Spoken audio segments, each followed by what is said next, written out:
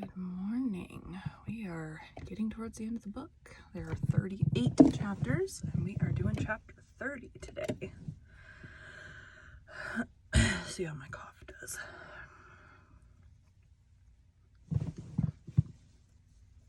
I should have put contacts back in so that you don't get a glare. Welcome to Bite at a Time Books, where we read you your favorite classics one bite at a time. My name is Bree Carlisle, and I love to read and wanted to share my passion with listeners like you. If you enjoy our show, be sure to follow us so you get all the new episodes. If you want to see exclusive behind the scenes of our show, join our Patreon. We would also love for you to drop us a rating on your favorite podcast platform and share our show with your friends. You can catch us on all the social medias at Bite at a Time Books. We are now part of the Bite at a Time Books Productions Network. If you ever wondered what inspired your favorite classic novelists to write their stories, what was happening in their lives or the world at the time, check out Bite at a Time Books Behind the Story wherever you listen to podcasts. Or the world at the time. Check out Bite at a Time Books. Today we will be continuing Jane Eyre by Charlotte Bronte. I need to clean my glasses. I've got spots of something.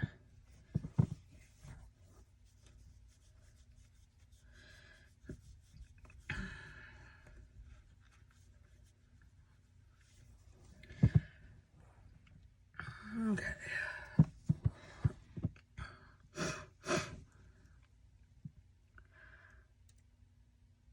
Oh, I've got to click on the screen with the recording. There we go. Chapter 30. The more I knew of the inmates of Moor House, the better I liked them. In a few days, I had so far recovered my health that I could sit up all day and walk out sometimes. I could join with Diana and Mary in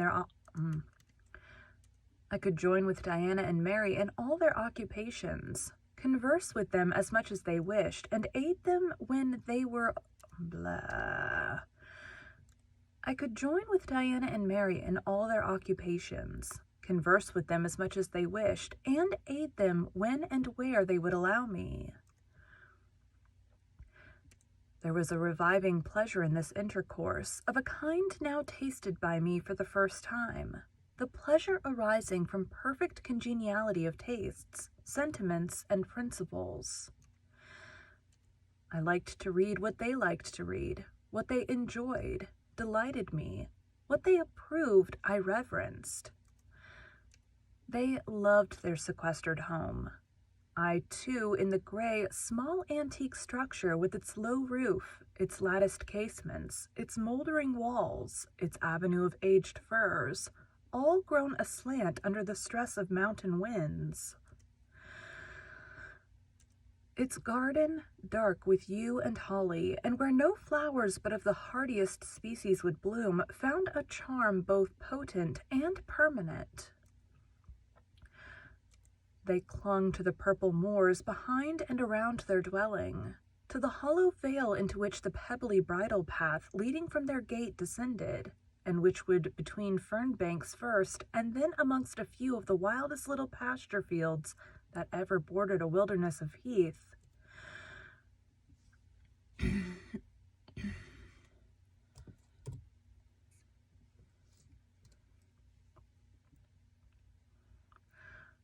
Or gave sustenance to a flock of gray moorland sheep with their little mossy-faced lambs. They clung to this scene, I say, with a perfect enthusiasm of attachment.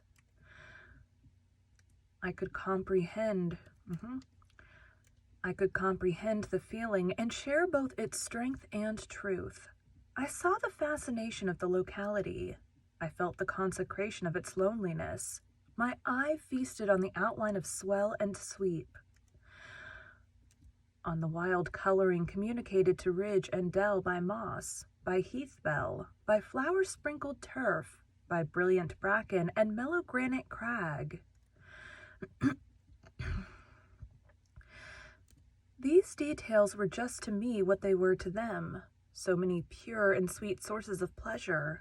The strong blast and the soft breeze, the rough and the halcyon day, the hours of sunrise and sunset.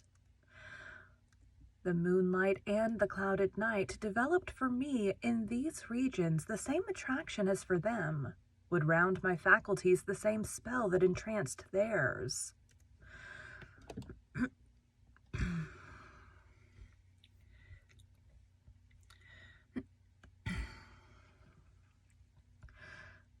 Indoors we agreed equally well. They were both more accomplished and better read than I was, but with eagerness I followed in the path of knowledge they had trodden before me. I devoured the books they lent me. Then it was full satisfaction to discuss with them in the evening what I had perused during the day. Thought fitted thought. Opinion met opinion. We coincided, in short, perfectly. If in our trio there was a superior and a leader, it was Diana. Physically, she far excelled me. She was handsome. She was vigorous. In her animal spirits there was an affluence of life and certainty of flow, such as excited my wonder, while it baffled my comprehension.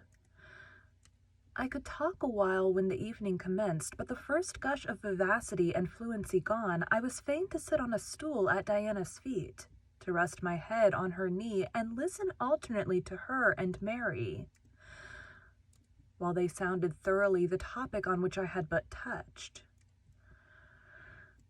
Diana offered to teach me German.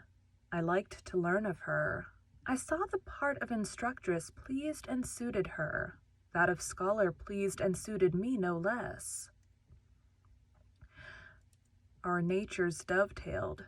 Mutual affection of the strongest kind was the result. They discovered I could draw. Their pencils and color boxes were immediately at my service. My skill, greater in this one point than theirs, surprised and charmed them. Mary would sit and watch me by the hour together. Then she would take lessons, and a docile, intelligent, assiduous pupil she made. Thus occupied and mutually entertained, days passed like hours and weeks like days.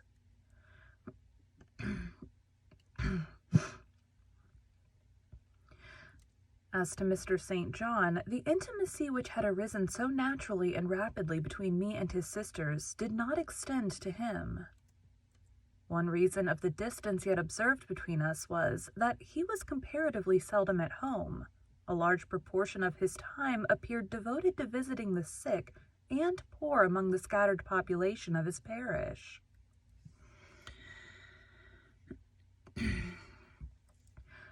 No weather seemed to hinder him in these pastoral excursions. Rain or fair, he would, when his hours of morning study were over, take his hat and, followed by his father's old pointer, Carlo, go out on his mission of love or duty. I scarcely know in which light he regarded it. Sometimes, when the day was very unfavorable, his sisters would expostulate. He would then say, with a peculiar smile more solemn than cheerful, "And if I let a gust of wind or a sprinkling of rain turn me aside from these easy tasks, what preparation would such sloth be for the future I propose to myself?" Diana and Mary's general answer to this question was a sigh, and some minutes of apparently mournful meditation. But besides his frequent absences, there was another barrier to friendship with him. He seemed of a reserved, an abstracted, and even of a brooding nature. Zealous in his ministerial labors, blameless in his life and his habits, he yet did not appear to enjoy that mental serenity, that inward content which should be the reward of every sincere Christian and practical philanthropist. Often of an evening, when he sat at the window, his desk and papers before him, he would cease reading or writing, rest his chin on his hand, and deliver himself up to I know not what course of thought. But that it was perturbed and exciting might be seen in the frequent flash and changeful dilation of his eye. I think, moreover, that nature was not to him that treasury of delight it was to his sisters. He expressed once, and but once in my hearing, a strong sense of the rugged charm of the hills, and an inborn affection for the dark roof and hoary walls he called his home. But there was more of gloom than pleasure in the tone and words in which the sentiment was manifested, and never did he seem to roam the moors for the sake of their soothing silence, never seek out or dwell upon the thousand peaceful delights they could yield. Incommunicative as he was, some time elapsed before I had opportunity of gauging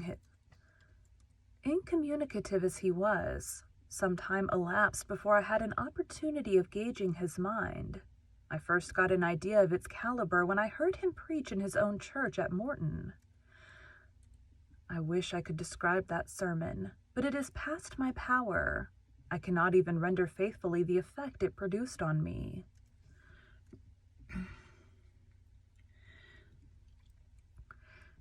It began calm, and indeed, as far as delivery and pitch of voice went, it was calm to the end. An earnestly felt, yet strictly restrained zeal breathed soon in the distinct accents and prompted the nervous language. This grew to force, compressed, condensed, controlled. The heart was thrilled, the mind astonished, by the power of the preacher.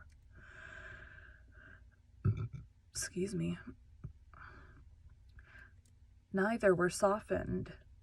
Throughout there was a strange bitterness, an absence of consolatory gentleness, stern allusions to Calvinistic doctrines, election,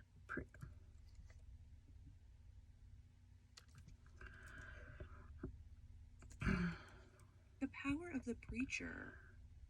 Neither were softened. Throughout there was a strange bitterness, an absence of consolatory gentleness, stern allusions to Calvinistic doctrines, election, predestination, reprobation were frequent. And each reference to these points sounded like a sentence pronounced for doom. When he had done, instead of feeling better, calmer, more enlightened by his discourse, I experienced an inexpressible sadness. For it seemed to me, I know not whether equally so to others, that the eloquence to which I had been listening had sprung from a depth where lay turbid dregs of disappointment, where moved troubling impulses of insatiate yearnings and disquieting aspirations. I was sure St. John Rivers, pure-lived, conscientious, zealous as he was, had not yet found that peace of God which passeth all understanding. He had no more found it, I thought, than had I, with my concealed and racking regrets for my broken idol and lost Elysium, regrets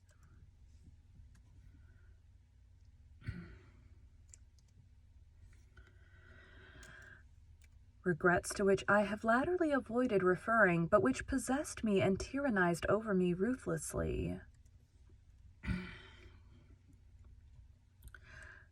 Meantime, a month was gone. Diana and Mary were soon to leave Moor House and return to the far different life and scene which awaited them as governesses in a large, fashionable, south of England city, where each held a situation in families by whose wealthy and haughty members they were regarded only as humble dependents, and who neither knew nor sought out their innate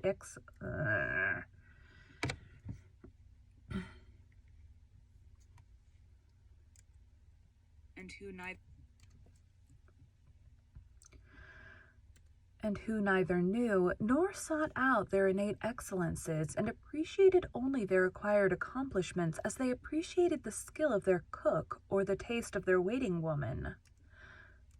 Mr. St. John had said nothing to me yet about the employment he had promised to obtain for me, yet it became urgent that I should have a vocation of some kind. I think my cat's out. Hold on.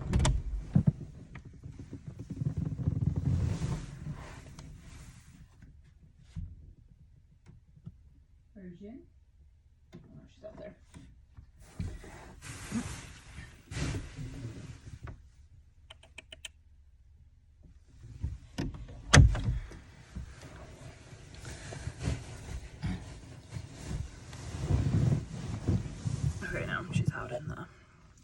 the house. Okay, listen back to what I just done. Have a vocation of some kind.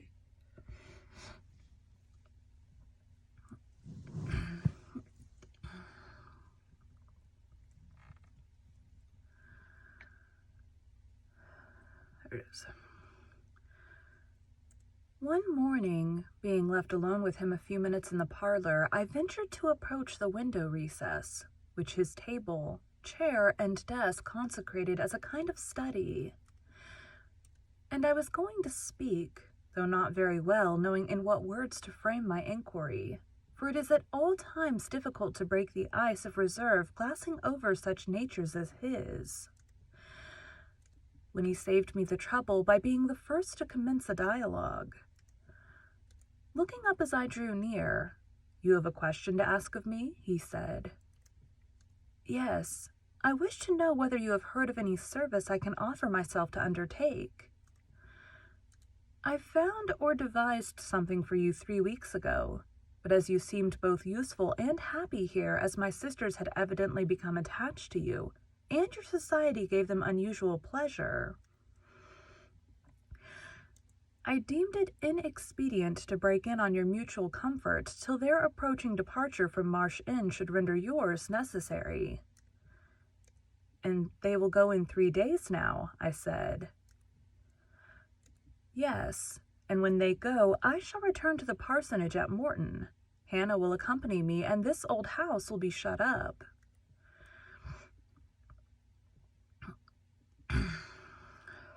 This morning my nose is all whatever.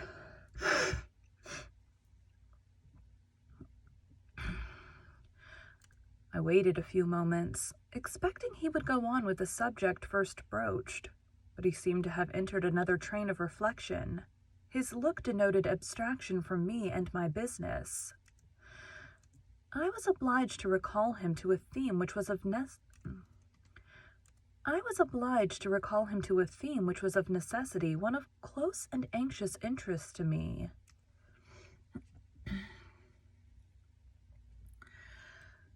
"What is the employment you had in view, Mr. Rivers? I hope this delay will not have increased the difficulty of securing it." "Oh, no, since it is an employment which depends only on me to give and you to accept."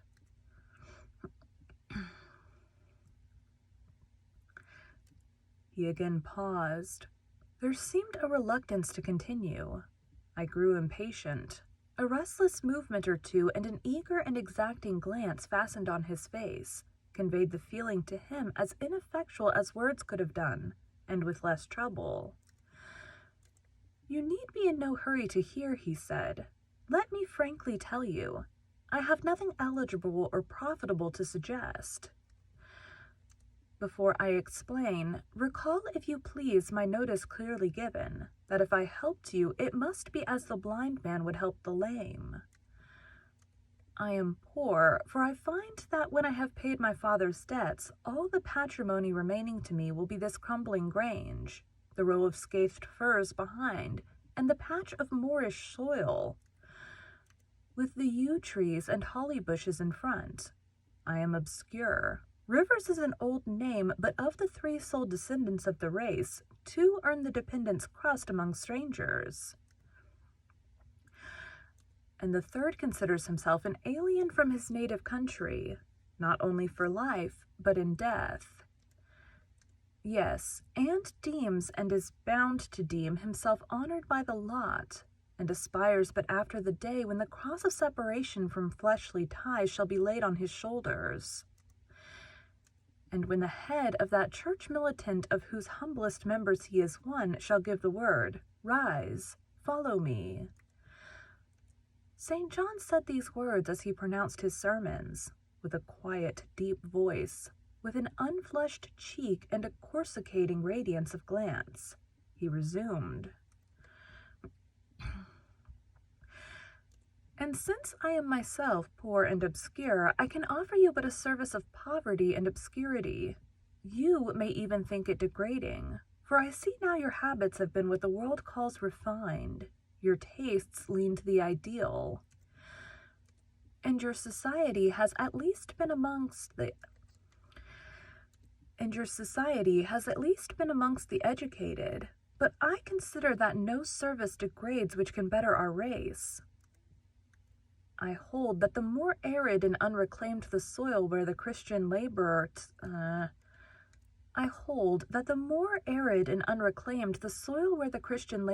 task of tillage is appointed him, the scantier the meed of his I hold that the more arid and unreclaimed the soil where the Christian laborer's task of tillage is appointed him, the scantier the meed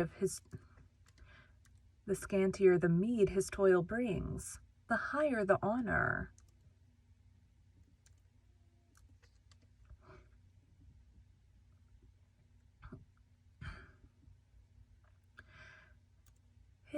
Under such circumstances, is the destiny of the pioneer, and the first pioneers of the gospel were the apostles. Their captain was Jesus, the Redeemer himself.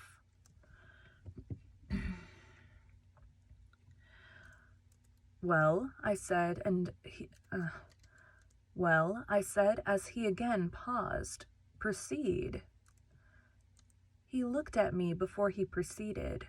Indeed, he seemed leisurely to read my face, as if its features and lines were characters on a page. The conclusion drawn from this scrutiny he partially expressed in his succeeding observations. I believe you will accept the post I offer you, said he, and hold it for a while. Not permanently, though, any more than I could permanently keep the narrow and narrowing, the tranquil, hidden office of English country incumbent. For in your nature is an alloy as detrimental to repose as that in mine, though of a different kind. Do explain, I urged, when he halted once more.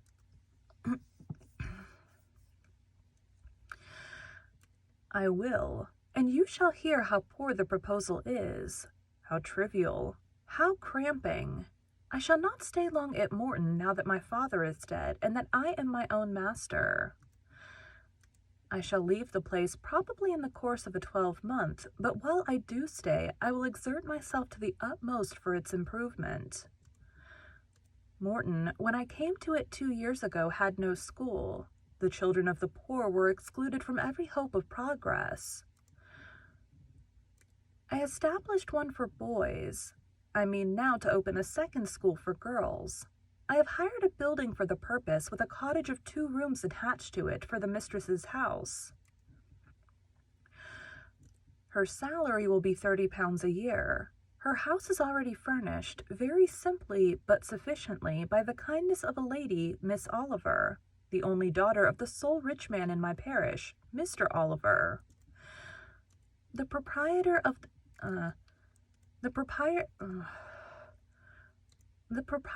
a needle factory and iron foundry in the valley. The same lady pays for the education and clothing of an orphan from the workhouse, on condition that she shall aid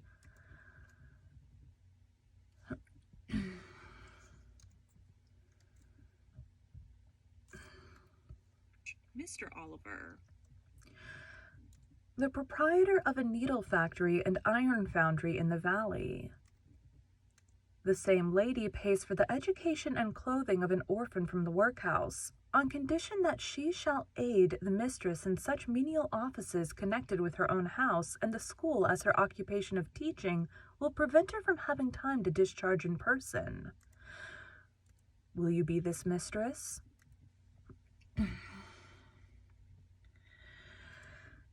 He put the question rather hurriedly. He seemed half to expect an indignant, or at least a disdainful rejection of the offer. Not knowing all my thoughts and feelings, though guessing some, he could not tell in what light the lot would appear to me. In truth, it was humble, but then it was sheltered, and I wanted a safe asylum. It was plodding, but then, compared with that of a governess in a rich house, it was independent. And the fear of servitude with strangers entered my soul like iron. It was not ignoble, not unworthy, not mentally degrading. I made my decision. I thank you for the proposal, Mr. Rivers, and I accept it with all my heart. But you comprehend me, he said. It is a village school. Your scholars will be only poor girls, cottagers' children at the best, farmers' daughters. Knitting, sewing, reading, writing, ciphering will be all you will have to teach. What will you do with your accomplishments? What with the largest portion of your mind, sentiments, tastes? Save them till they are wanted. They will keep. You know what you undertake, then? I do. He now smiled, and not a bitter or a sad smile, but one well pleased and deeply gratified. And when will you commence the exercise of your function? I will go to my house tomorrow and open the school if you like next week. Very well, so be it. He rose and walked through the room. Standing still, he again looked at me. He shook his head.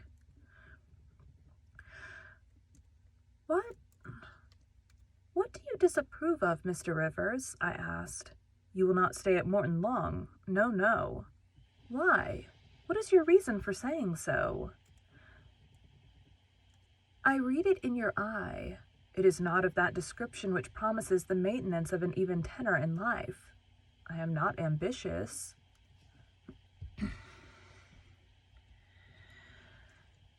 He started at the word ambitious. He repeated, No. What made you think of ambition? Who is ambitious? I know I am, but how did you find it out? I was speaking of myself. Well, if you are not ambitious, you are... He paused. What? I was going to say impassioned, but perhaps you would have misunderstood the word and been displeased. I mean that human affections and sympathies have a most powerful hold on you. I am sure you cannot long be content to pass your leisure in solitude and to devote your working hours to a monotonous labor wholly void of stimulus, any more than I can be content. He added with emphasis, to live here, buried in morass, pinned in with mountains. My nature that God gave me contravened. My faculties, heaven bestowed, paralyzed, made useless. You hear how I contradict myself, I who preached contentment with a humble lot, and justified the vocation even of hewers of wood and drawers of water in God's service. I, his ordained minister, almost rave in my restlessness. Well, propensities and principles must be reconciled by some means. He left the room. In this brief hour I had learned more of him than in the whole previous month. Yet still, he puzzled me. Diana and Mary Rivers became more sad and silent as the day approached for leaving their brother and their home. They both tried to appear as usual, but the sorrow they had to struggle against was one that could not be entirely conquered or concealed. Diana intimated that this would be a different parting from any they had ever yet known. It would probably, as far as St. John was concerned, be a parting for years. It might be a parting for life. He will sacrifice all to his long-framed He will sacrifice all to his long-framed resolves, she said. Natural affection and feelings more potent still. St. John looks quiet, Jane, but he hides a fever in his vitals. You would think him gentle, yet in some things he is... You would think him gentle, yet in some things he is inexorable as death. And the worst of it is, my conscience will hardly permit me to dissuade him from his severe decision. Ow. Certainly, I cannot for a moment blame him for it. It is right, noble, Christian, yet it breaks my heart. And the tears gushed to her fine eyes. Mary bent her head low over her work.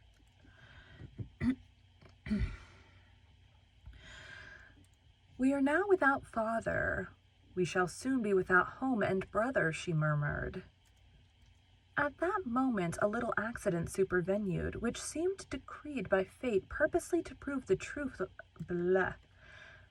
At that moment, a little accident supervened, which seemed decreed by fate purposely to prove the truth of the adage that misfortunes never come singly, and to add to their distresses the vexing one of the slit between the cup and the lip. St. John passed the window reading a letter. He entered. "Our Uncle John is dead," said he. Both the sisters seemed struck, not shocked or appalled. The tidings appeared in their eyes rather momentous than afflicting. "Dead?" repeated Diana. "Yes."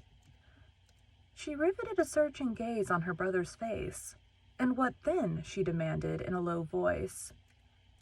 "What then, Di?" he replied, maintaining a marble immobility of feature. "What then? Why, nothing. Read."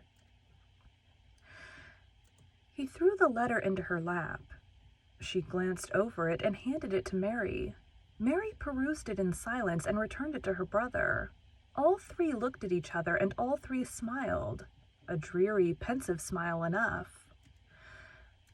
"Amen, we can yet live," said Diana at last. "At any rate, it makes us no worse off than we were before," remarked Mary. "Only it forces rather strongly on the mind the picture of what might have been," said Mr. Rivers, "and contrasts it somewhat too vividly with what is." He folded the letter, locked it in his desk, and again went out. For some minutes no one spoke. Diana then turned to me.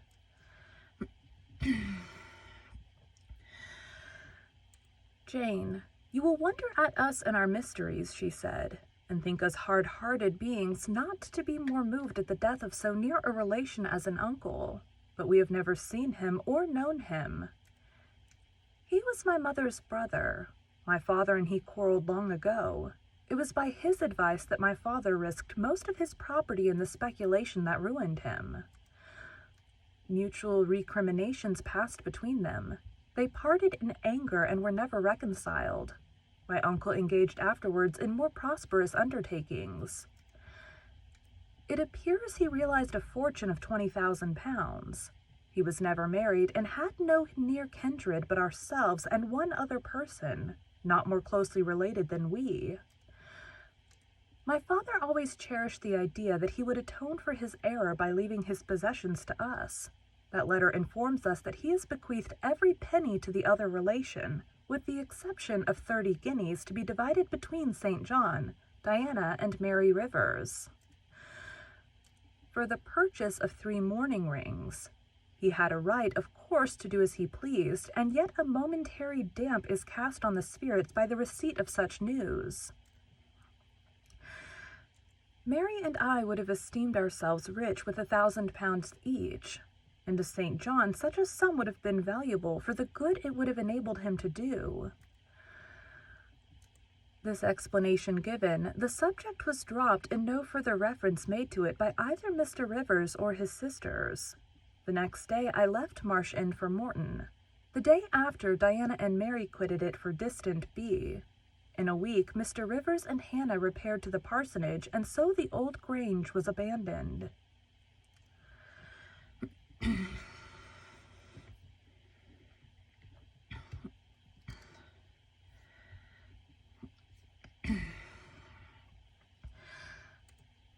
Thank you for joining Bite at a Time Books today, while we read a bite of one of your favorite classics. If you enjoy our show, be sure to follow us so you get all the new episodes. If you want to see exclusive behind the scenes of our show, join our Patreon.